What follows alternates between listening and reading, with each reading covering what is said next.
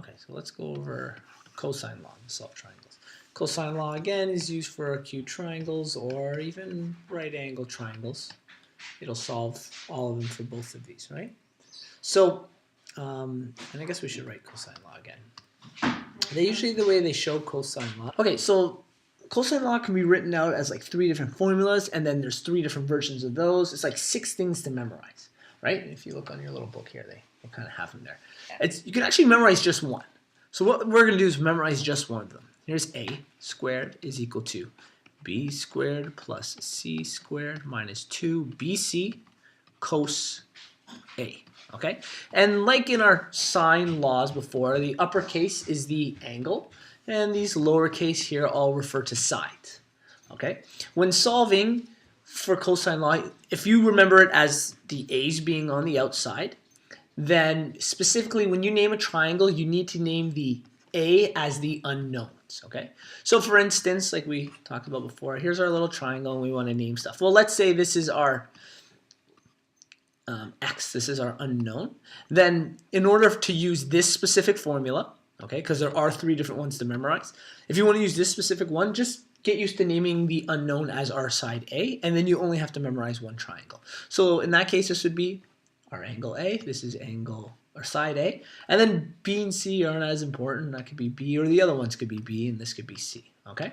Same with if you had a triangle, this was the side X, well, you got to name that side A and this angle A, and then the other 2 just fill in, okay? So with that being said, you use cosine law for 2 things. You can use it to solve for an unknown angle. And in order to do that, you need to have the rest of the variables. Well, the rest of the variables are side A, side B, and side C. So in other words, you need to have all 3 sides, okay? Or you can use it to solve for an opposite side. And so when you have a contained angle within 2 other sides, okay? And if you notice in both of these, we don't have a complete ratio. Right? Otherwise, I would use sine law to solve it. In this one, I don't have a complete ratio. This is missing, and my 2 angles are missing. So because we don't have complete ratios, we use cosine law. Okay? So with that being said, here's our first one here. This is our unknown, this opposite side here. So how should we name this triangle? A should be the unknown. Should be which? The unknown? Okay, so this will be your side A, which means this is angle A. Is A. Okay, so with that being said, then let's call this B, and that makes this side B, and this C, and that makes this side C. So when we go to plug values into our unknowns, this will be our A. Our side A is unknown, so that will be unknown, and our angle A will be 40, so we'll plug 40 in there. Side C is 50. So for these 2 values, we'll plug 50 in. And side B is 60. So for these 2 values, we plug in 60. Okay? So x was where we'll start. I have this memorized, this formula, so I'm going to write it out.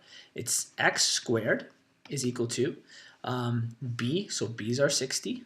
60 squared plus 50 squared minus 2 times,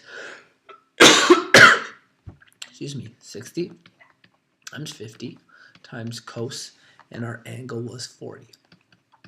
Okay, and those were, I'll highlight them so you can see. These were our greens, these were our blues, and these were our 2 yellows. Okay, that's what it was. Well, the goal here is to just isolate for x, so we just got to work out all of this algebra. Now, here's a common error. They'll do this. So students will go 60 squared is some number, 50 squared, add them together, and then they'll do this part, 2 times 60 times 50, and they'll combine them all. But we actually can't do that. The reason being is because what this really says is 2 times 60 times 50 times cos 40. We have to equate all of this first before we can do that in terms of bed maths. Okay, so sometimes I suggest solve all of this stuff first. We can kind of do each in part. For instance, 60 squared I think is going to be 3,600. 2 zeros. I think it's 3,600, but do double check for me. Which makes this 2,500. Yep. This ends up being 2 times 60 times 50. Negative 6,000. Okay, negative 6,000. And then you'll have to be times cos 40.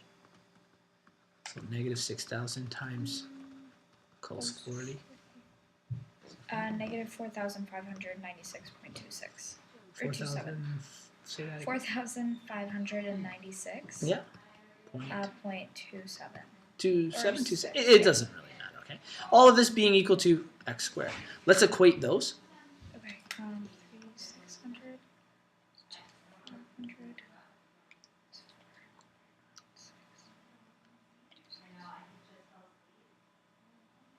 500.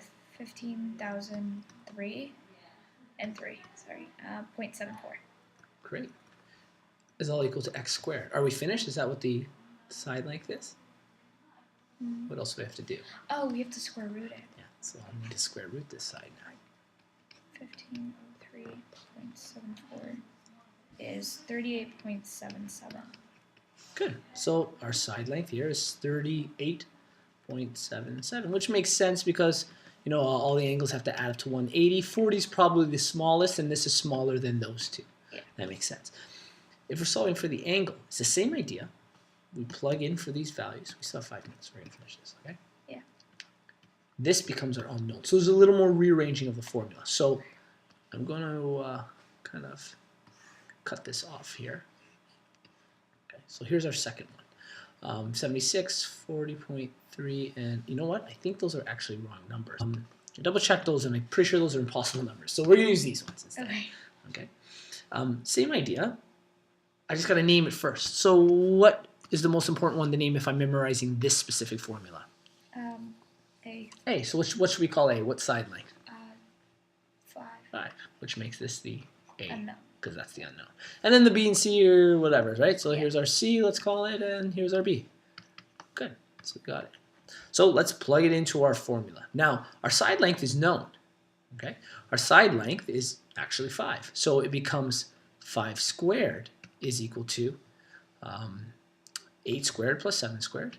8 squared plus 7 squared minus 2 times 8 times 7. Cos, and A's are unknown. You could call it X or leave it as A. We'll call it X in this case. So the goal would be to isolate for X. Yeah. So let's equate all of these other things, which we can do quickly. This will be 25 64, 79. This is 56 times. 49. Oh yeah, 49. Sorry, 56. This would be negative 112, I think. Yes. You check for me and let me know. And I typed it in wrong. Yeah, negative 112. All right. Now, the goal is times cos x. I can't really do that, right? No. So this all stays together. So I can move these two to the other side. Now, when I move them, what will they become? Negative. Yeah. And positive. Well, this will stay positive, right? So it'll be 25 minus 64 minus 49. So you're going to equate that for me. Negative 88. Okay, so negative 88. But on the right side, I still have negative 112 cos x. Okay? Do you divide it by 112? Yeah, that's right. Okay. So divide, but not just 112, but 112 cos. negative 112. Because it's a negative, right? So that'll cancel out on this That side. would be 11 over 14. Positive 11. Or do you want to... Let's go with a decimal value. Okay. You're right, that's great as a fraction. 0.78. 0.78. And it's positive because we did a negative value. So now we're at cos x. And if you recall, to isolate for just x, I gotta move cos. So it would be cos to the power of negative 1? Yeah, it's called the inverse. Great. Okay. 0.78. Times 0.78 would be 38.73. Or 74. I will say 38.7 degrees. Yeah. We're finding the degrees, so let's go take a look. That probably makes it 38.7 degrees. All triangles got to add up to 180, right? Yeah. It's a small angle versus a small side, so it makes lots and lots of sense.